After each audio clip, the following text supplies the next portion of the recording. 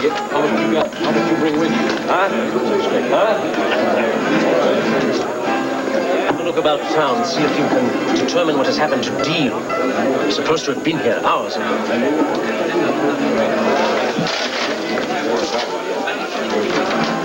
Ah, Mr. Hatsworth, good afternoon. Mr. Smart, my invitation. No. Keep it.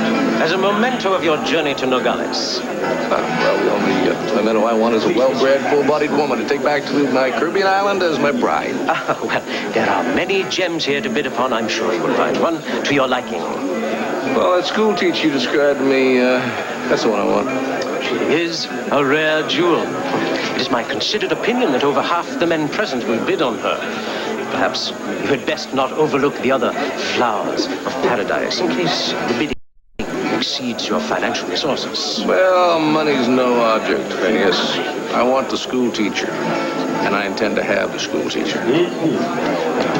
Asa, darling, the groom's not supposed to see the bride until the ceremony begins. Well, I don't think that old wives' tale applies when the groom plans to drive the bride to the justice of the peace. Well, maybe we should have met there. For what reason? I had my driver take me to Buchanan building parking lot. There was a rental waiting for me. I jumped in, came to the hotel. I came out through the employee's entrance. Oh, honey, do you think all that was really necessary? Yes, I don't want anybody to figure out our plans, especially that nosy boy of mine. Well, I think Bo's convinced, like everyone else, that we're getting married in May. He hasn't been watching you like a hawk all week. Well, no, but you love all this cloak and dagger stuff, don't you? Now, don't you worry. Everything's going off without a hitch. Our wedding day is going to be a perfect day.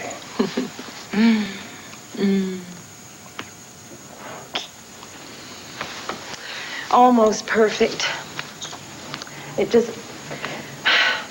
just breaks my heart that Lee's not going to be here to be my matron of honor. Oh, how selfish of me, Asa. I know how it must hurt that Clint's not going to be here to be your best man. Well, everyone tells me the good Lord had other plans for Clint. I guess that applies to Lee, too. Why don't we accept that, Renee? I can't. Not until Mary Lynn is cleared of murder charges and Donald Lamar is brought to justice. He will, honey. With the judge and the DA in his pocket? Oh, Donald Lamar's living on Easy Street without a worry in the world. Order in this court. Is defense prepared to substantiate their claim that Griffin Clark has been killed? The police have identified the body. An autopsy is being conducted, but there's little doubt as to the cause of death. Several bullet wounds to the chest. Kind of a strange coincidence, isn't it? That an informant about to give Tom Dennison information about Donald Lamar's mob activities suddenly meets a violent death. And the next thing you know, his ex-chauffeur, also about to testify against Mr. Lamar, meets a violent death. You are out of order, sir. The jury will disregard Maybe the two deaths are not coincidental. And the stenographer will delete that last remark. Marilyn Dennison is on trial here, sir, not Donald Lamar. Call your next witness. The defense calls Marilyn Dennison. Meredith Dennison.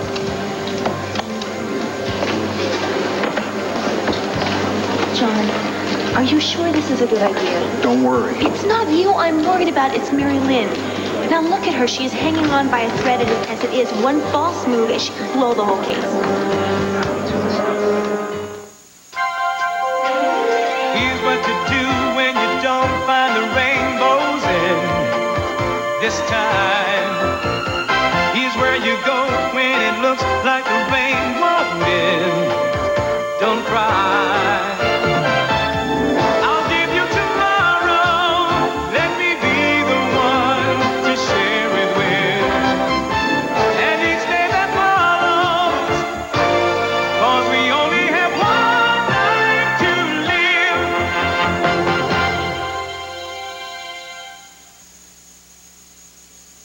I do. You may be seated. Mary Lynn, would you tell the court how you happened to be in your mother's suite the night she was killed? Wade and I were at my house together, alone. And my father walked in, as you've already heard. He got very angry. He and Wade argued, and then I joined in. It was horrible. We were all shouting at each other. I couldn't handle it. I had to go see my mother. I had to talk to her. I knew that she would understand. Did she always take your side? No, not always, but she was willing to listen. So you went to see your mother for comfort? She knew how to make everything okay. She'd always done that for you since you were a little girl? Ever since I found out she was my mother. And when was that? Last year. So you grew up without knowing that Lee was your mother? Yes.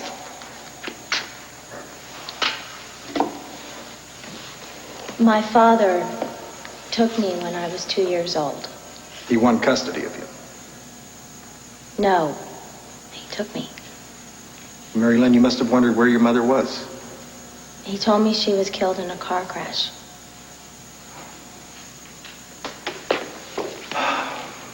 Mary Lynn, would you say that you had a happy childhood? Yes, but I was always sad that I didn't have a mother. I used to dream about what it would be like if she was still alive. And sometimes I'd even pretend that she was. Did your father talk about her? No, I thought it was because he was too sad, so I stopped asking him about her. And till about a year ago when I figured out that he wasn't honest with me. So, while you were asking your father questions, Lee moved to Llanview in search of her daughter. Yeah. The end of a 17-year ordeal for Lee and the fulfillment of all your dreams. Yes. And it was better than I ever dreamed it could be. We had a special feeling for each other even before I knew she was my mother. And then when I found out the truth, it was incredible. Why do you think your father didn't tell you the truth? He said he was protecting me. You see, he thought she had turned to prostitution after I was born. But she was a prostitute, but that was before she was married to my father. And she was forced into that life by a man who threatened to kill her. It was not her fault. And you forgave her? Yes. And so did my father. And finally, after 17 years, they became friends again. It was like a miracle. I bet Lee was a very loving mother, wasn't she? Yes. Yes, she was. And I had to remind her sometimes that I wasn't a little girl anymore. I knew she would love me, and she would always stand by me. She would protect me no matter what. And it was a wonderful feeling. And I even had a new dream. I was going to give her a grandchild. And I hoped that it would make up for all the years that we lost when I was growing up. God, I loved her so much. I know you loved her so much that you would kill Donald Lamar in order to protect your mother. Yes, yes. That's who you were aiming at. It wasn't your mother, it was Donald Lamar. Yes. She was trying to get away from him. And he said that he was going to kill both of us.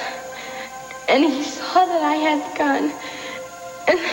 And that's when he turned her body in front of his to protect him. And then I fired the gun. And then I called out to her. And I ran to her. And she said that she loved me. And she forgave me. And she was gone.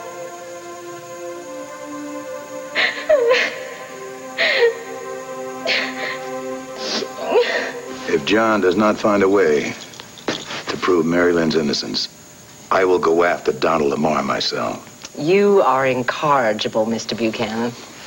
Now, could you please stop fretting about Donald Lamar long enough to become Mrs. Asa Buchanan? Asa, you know, if you wanted to wait until May, I'd certainly understand. Renee, I'm the one that wanted to elope. I love you. I want to marry you today. Honey, I really have to tell you, you know, I feel funny about this. I mean, you've always shared everything with your family. If you waited till May, we might as well get married at the Calgary Stampede, because that's what it's going to be like. Besides, just to see the shock on Beau's face when we come home as man and wife, that's reason enough to elope. Well, I'm hoping that when we get back, you and Beau will be able to mend some of the broken fences between you. That's up to him. If he accepts you as part of the family, I'll think about forgiving him for some of the nasty things he said about you. But if he doesn't, he is not welcome in our home. That is it. Now, can we go? Yes. What, you got some hidden airline ticket in there in case we have a fight in our honeymoon? Oh, you silly old bear. I love you too much to fight with you. No, I bought you a wedding band, but you're not going to see it before the ceremony. And I'm not going to see your ring before the ceremony.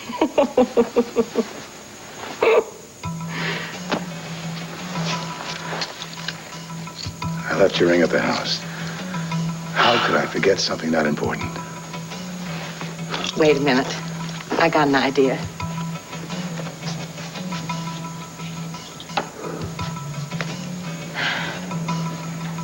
Where'd you get this? Well, once when I was feeling blue, Lee insisted we go shopping, and we saw this ring, and dear friend, she bought it for me. Well, that's good enough for now. No more blues. From now on, our future holds nothing but love and happiness. Oh, Asa. How long have you been here? About an hour and a half.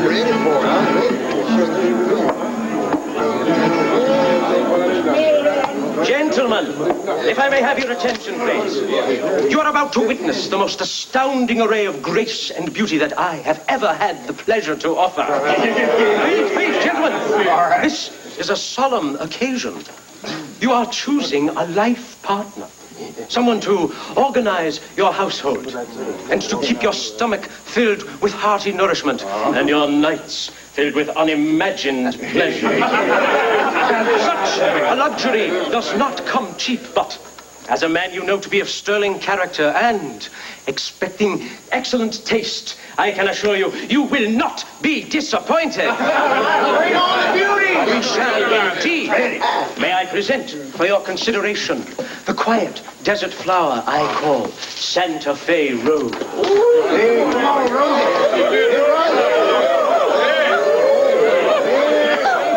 Good friend, you see before you a fragile creature whose shyness betrays an inner passion that will bewitch and bewilder.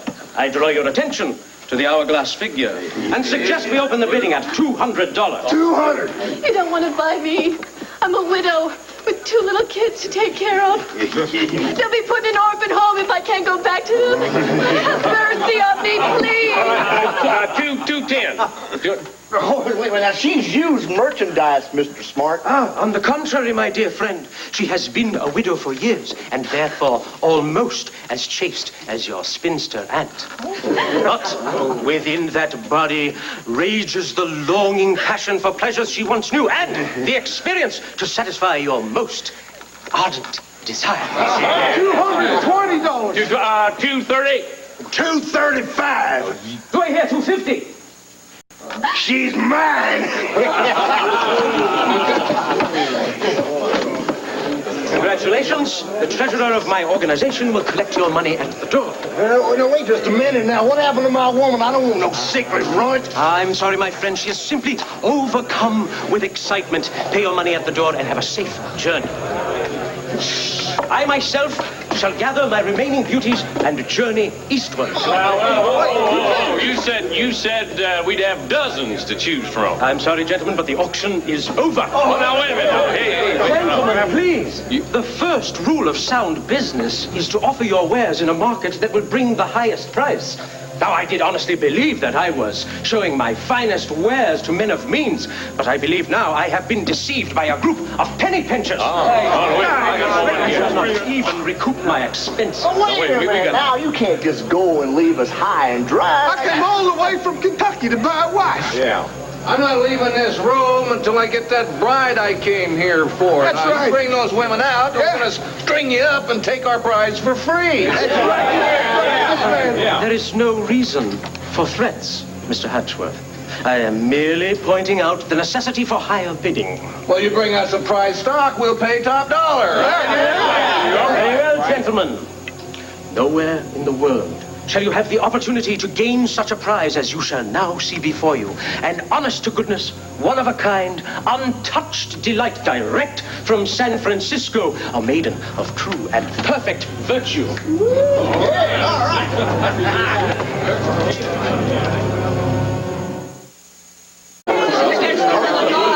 What is it? Are those women making for your wagon? Oh, certainly not. That ruckus is being made by my next beauty. Although she has the soul of a saint, she has the temper of a tigress. Yeah, we don't want no troublemakers. But once you tame her, she will be as gentle as a lamb. Is there a man among you rich enough and fearless enough to brand her as your own? Come on, you're just talking through your hat, Mr. Smart. You know there's no such thing as beauty with virtue. Yeah.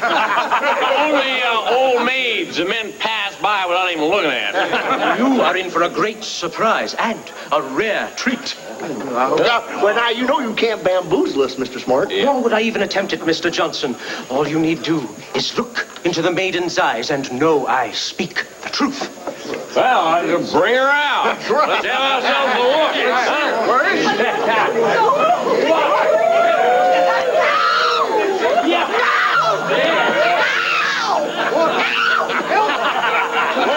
How dare you offer dollars in return for a human being?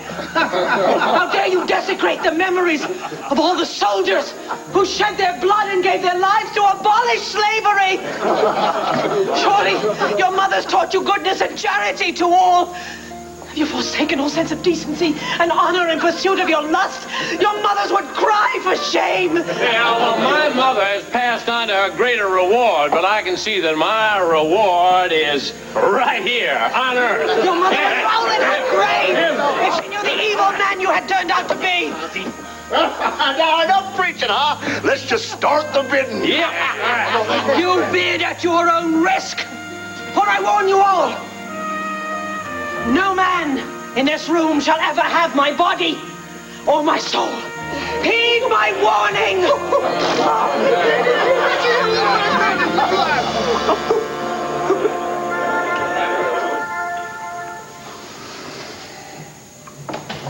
Oh, hi. Has Viki arrived yet? No, not until tonight. I thought you were going to stick close to the courthouse. Well, it is too much for me. I can just feel my blood pressure rise every time I think about her prosecuting that poor, innocent child. And that rotten judge, she's no better. She's got Mary Lynn guilty before the trial even begins. I used to think there was some kind of justice. Now I'm not sure. Anyway, enough about the trial. I have brought some heavenly hash burgers over for Viki and the kids. As soon as she comes home, all she has to do is pop them in the microwave for a couple of minutes. Shh. Shall I tape the instructions on the box? No, I know. 2 minutes microwave, right?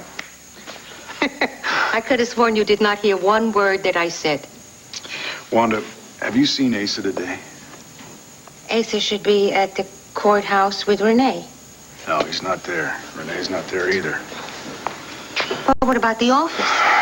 Wanda, he hasn't been to the office in weeks. What is going on?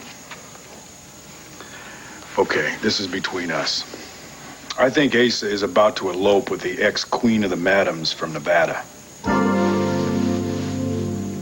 When your mother moved into the house with you and your father, did they get along? Well, things were tense at first. But they became friends. She loved Dad. And he loved her. It's just that their anger and their bitterness got in the way of that love.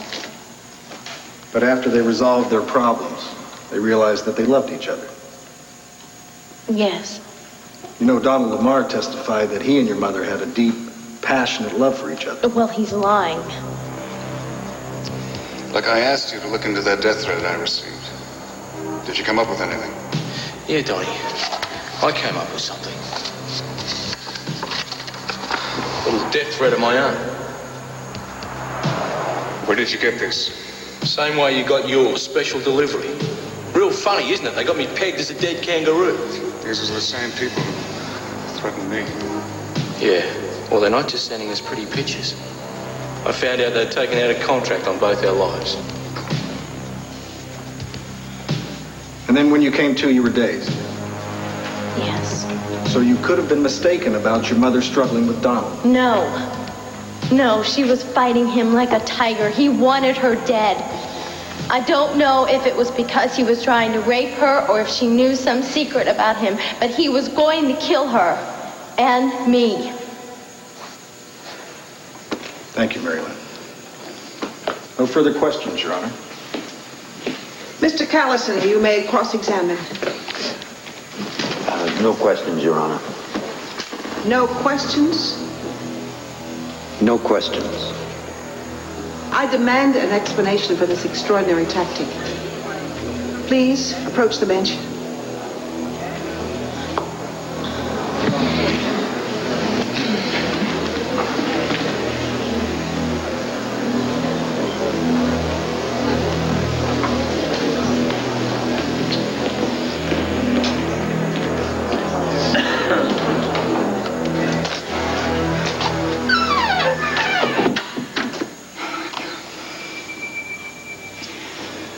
Hello, mate.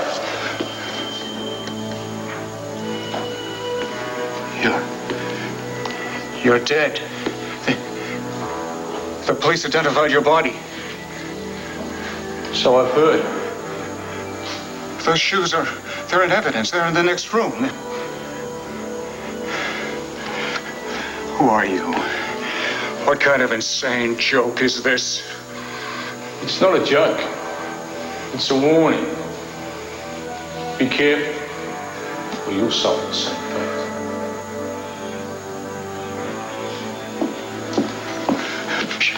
Sheriff, grab that man over there. Don't let him get away. What man? The man I was just talking to. I didn't see anyone. He had a gray suit on. He had snakeskin shoes. Why don't you have a seat and I'll get you some water? Look, I've got to get out of here. You know the rules, Mr. Lamar. They have the right to ask you back to the stand. You can't leave the courthouse till they say you can.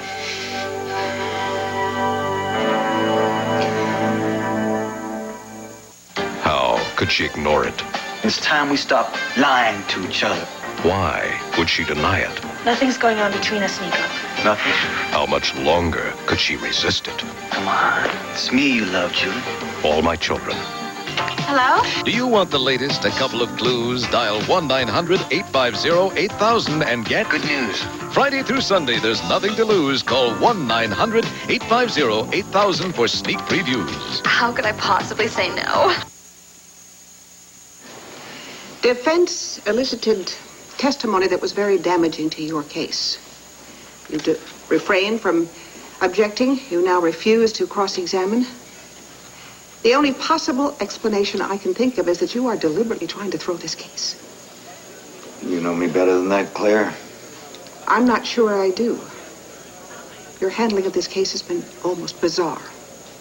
Some of your rulings have been quite bizarre. I suggest you call Miss Dennison. Well, I will decide whom to cross-examine and when. It is not in your province to tell me how to conduct my case. And if I deem your prosecution injurious to the state, I have the right to recommend your removal. With all due respect, you should think very carefully before you exercise that right. Are you threatening me? I'm telling you that I can play this game as well as you. Now, it's possible that your rulings can survive judicial review, but I doubt they can survive a review in the press, especially since the public is behind Mary Lynn Dennison. The ball is in your court. This court is recessed for 15 minutes. All right.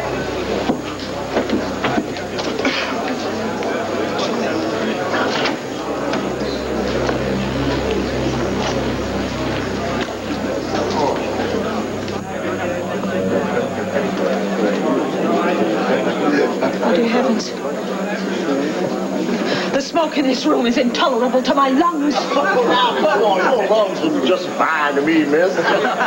Stay where you are, dream maiden. We have business to conduct, and your presence is required. Your business is illegal and immoral, Mr. Smart! But profitable, which, of course, is the point of these proceedings. And what shall it profit a man if he gain the whole world and lose his immortal soul?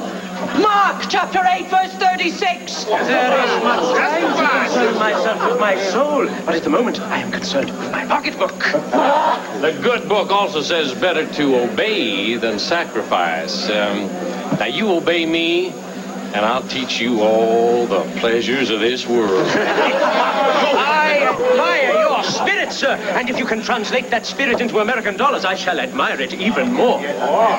Keep these buffaloes away from the maiden, Mr. Smart. I intend to claim her for myself. I got my life savings right here. Well, Zeke, as I recall, I sold you a bride not but 2 years ago. You realize the law does not allow a man 2 wives. Yes, well, she gave out on me about a year ago, and I had to sell her to the captain of a bar. The hell of it was, she was pretty played out by the time I got to her anyway. But this lady looks to me somewhat virtuous, like she might last 6 or 7 years or more. What's your price, Mr. Smart? Well, she goes to the highest bidder. You will have to take your chances with the other gentlemen. $1,400. That ought to be enough. May I suggest we open the bidding at $500? One Life to Live will continue in a moment. Please, observe this occasion with the reverence it merits. Out of my way so I can get a better look. $600. $650. $675. $700. $750. $775. $800. Wow, you little son of a weasel. Now, you know I got my heart set on winning her. Yeah, well, you put your money where your heart is. $850. $900. $950. $975. $1,000. Oh. No woman's worth $1,000. Hey, now listen, we join forces, we can beat the competition over here and share the prize. No, I'm not sharing that natural wonder what nobody limb. No, I bid $1,025. $1,100. $1,150. $1,200. $1,250. $1,300. $1,350. $1,400. $1,425. $1,450. Oh, damnation or limb. I ain't sharing nothing with you now. Gentlemen, has the bidding ceased? I guess that means the lady's mine.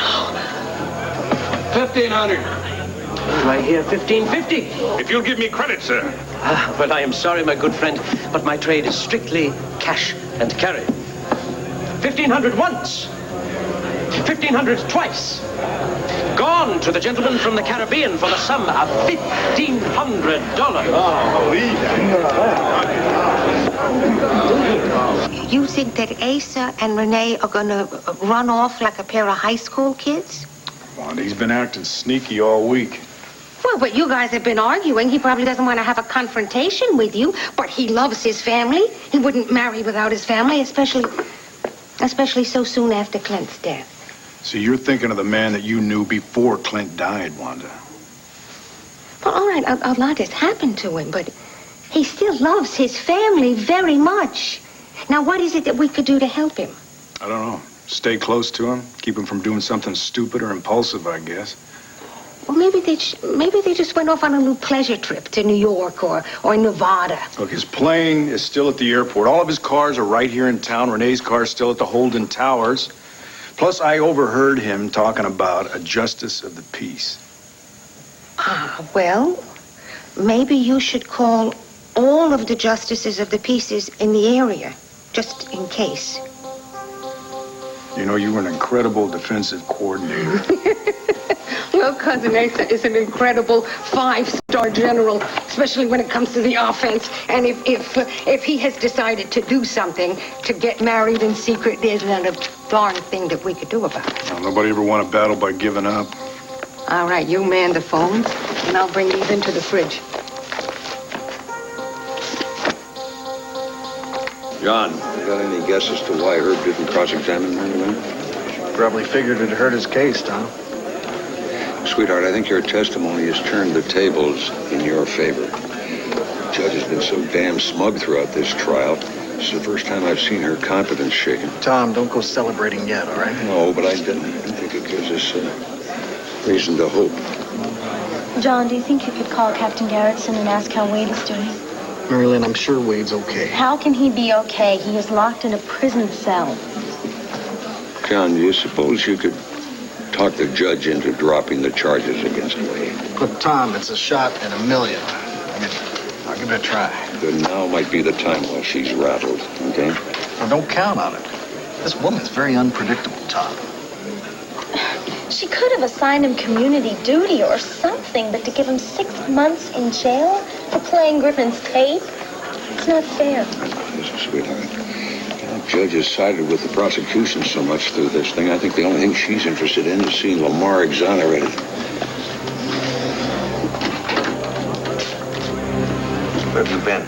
Defense is calling you back to the stand. You know that? Look, I need your help. Would you please talk to Weber? Ask her if she can dismiss me. Yeah, sure, right. I am ordering you to do this. You're ordering me? I'm sorry. I'm out of line. Look, I'm not feeling well. I can't seem to concentrate. I just don't want to answer any more questions today. You just relax. Everything's going fine. You've got nothing to worry about. Just answer truthfully and you'll tie John Russell up in knots. Herb, I want to go home and get some rest. I need to lie down. He's challenging Judge Weber's rulings. You disappear and we'll wipe out all the gains we've made with the jury. It's much too much of a risk. You've got to get John Russell off your back as soon as possible. Excuse me, Mr. Callison. The judge is about to resume the session. Thanks, Bill. Donald?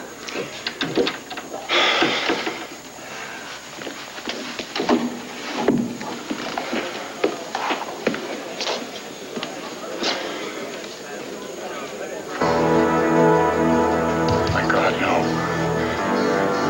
No, it can't be.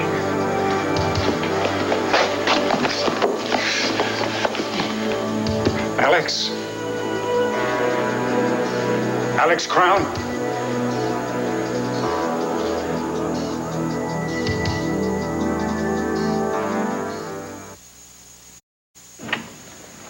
Sir, I'm Asa Buchanan. This is my bride-to-be, Renee Devine. I'm honored you've chosen me to perform your marriage ceremony. This is a charming place. Yeah, having it empty makes it more charming. Will your friends and family be here shortly? We'd like a private ceremony, Justice Mason, just the two of us. Oh, 3 counting you, of course. Yes, but the law requires 2 witnesses, Mr. Buchanan. Mrs. Mason and I would be happy to act as your witnesses. Oh, can you do that? Oh, that'd be wonderful. We'd be most grateful. I'll ask my wife to come. Now, do you have our rings? Yes. Do you have a hotel reservation? Justice Mason here. Yes, I was wondering if you were planning a wedding ceremony for a Mr. Asa Buchanan and a Renee Devine today. Who's this calling, please? Well, you see, Asa Buchanan is my father. I was supposed to stand up for him, and I've lost the address. I've already called about a half a dozen different justices of the peace, and I wondered if you were marrying them. Asa Buchanan is your father? Yes, sir. My name is Paul Buchanan. Oh, I'm sorry. There's no Buchanan on my schedule. Thank you for covering. Part of the job. I'll go out and call Miss Mason. I knew that son of mine was up to no good.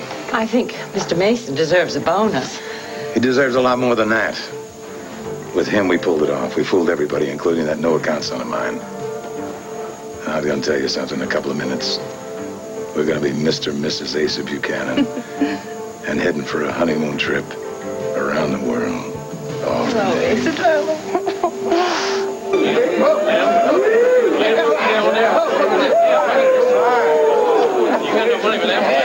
Mr. Hatchworth, that will be $1,500 for your virtuous but volcanic virgin. Of course, you understand that once you take possession of her, I am absolved of all future responsibility. If she runs away, I cannot return your money. Of course, if you have difficulty in taming her spirit in the future, I certainly may be available to locate another buyer for a sum. I'll tame her, Phineas. I'll tame her. According to my calculations, that is merely $1,400. No, you're exactly right. I've got more money in my saddlebags. It's taken me a while to get it. I'll take her along with me for safety. We made a bargain, Mr. Hatchworth. I trusted you to be a man of honor. It's in my saddlebags, Phineas. It'll just take me a couple seconds to go get it. I'll be right back. I'll leave her with you for safekeeping. Cash on the line, pay up or depart. My horse is right outside the bar. $14.50, Mr. Smart. Cash on the line. I won that bidding fair and square. Yes, but you were short $100. She is yours, Zeke. Take her away. Mr. Lamar, how do you feel about Griffin Clark's death? I feel that he has nothing to do with this case. Really? He was prepared to testify against you. Well, if he was, it was because he wanted revenge against me. As I told you, I fired him. Then why did he keep on calling you? I don't know what you're talking about. The night Lee Sanders was killed, he placed a phone call to you. He never called me. Really? The police just uncovered evidence stating otherwise. If you have evidence, produce it. Otherwise, refrain from this line of questioning. The police are on the way over with the evidence, Your Honor. They should be here shortly. Mr. Callison, were you informed of this new evidence? No, Your Honor, but I accept defense counsel's word that such evidence exists. Very well. Defense is warned. Do not badger the witness. Mr. Lamar, you knew for a fact that Tom Dennison had discovered your mob ties. That's a lie. I have no ties to the mob. As a matter of fact, I have a fine record of upstanding convictions against mob figures. Mob figures that you chose to dispose of for your own personal reasons. They were convicted for the well-being and safety of the community. Well, the night Lee Sanders was killed, you were only worried about your own safety and well-being. That's why you ordered your chauffeur to kill Tom Dennison. Yeah. Griffin Clark called you that night to get the final go-ahead. Listen, I understand that you want to preserve the innocence of your client. But this line of questioning is ridiculous. As a matter of fact, I've never seen anything so ridiculous in my life. Your Honor, I stand corrected. My assumption was ridiculous. Griffin called you that night to tell you that he couldn't go through with the plan. That killing Tom Dennison would not be as easy as killing Alex Crown. These are lies. They're all lies. I don't even know Alex Crown. You've got to do something about this. Mr. Lamar, I am not on trial here. Please control yourself. Until you can produce evidence that indeed a phone call from Griffin Clark and Mr. Lamar did take place on the night in question, I refuse to allow you to put any more questions to this witness. Your Honor, prosecution hasn't objected to my questioning. Well, I do. One more remark about Tom Dennison or Griffin Clark or Alex Crown, and I will hold you in contempt, sir. That's my final warning.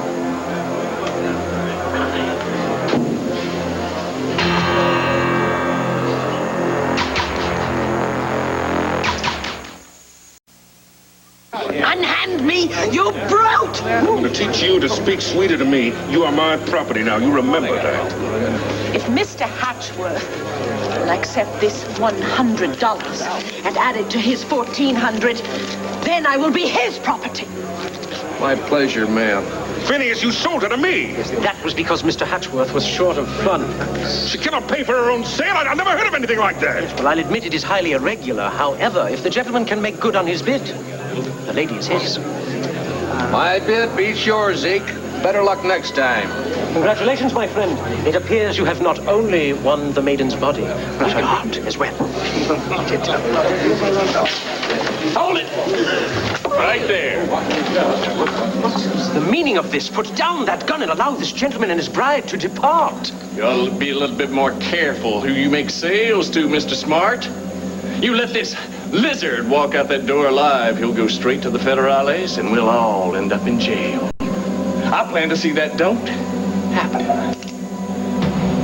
Thank you so much for joining us. And I have an instant camera if you'd like a picture for your scrapbook. Oh, that'd be lovely. Wait a minute. Can we do the ceremony first, and then we'll take some pictures? Dear, you stand next to Miss Devine. Yeah. Mr. Buchanan, you have a ring? Yes, and I have one for myself. All right, is everyone ready? Yes. Before us come two, to be joined together. Do you, Asa, take Renee to be your lawful wife to live in a state of matrimony? to love, honor, and keep with, as you both shall live. I will. And do you, Renee, take Asa to be your lawful husband, to live with in a state of matrimony? To love, honor, and to live with, as you both shall live. I will. What token do you offer, true to your vow? Why the big rush to get married, Asa? Little lady in the family way? Stella, what are you doing here? I must ask you to leave immediately. This is a private ceremony. Doesn't the family approve of the ex-madam? You get the hell out of here! Have you talked him into making out a new will yet, Renee? And how about your business? You plan on making Asa a partner? No! Okay, that's enough. You I'll call the police. Get your filthy rotten face out of my life! You're here! You better save all your energy, Asa. From what I hear, you'll need all you can manage on your honeymoon. Oh, my God.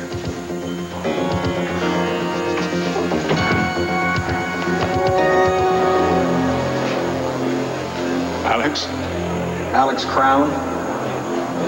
God, no. It can't be, no. He's dead. Told the court you didn't know Alex Crown. He's dead. No, you keep him away from me. Are you admitting you killed Alex? No!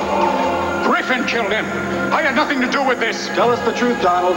Tell us about Alex Crown. You go back to your grave. You go back to your grave!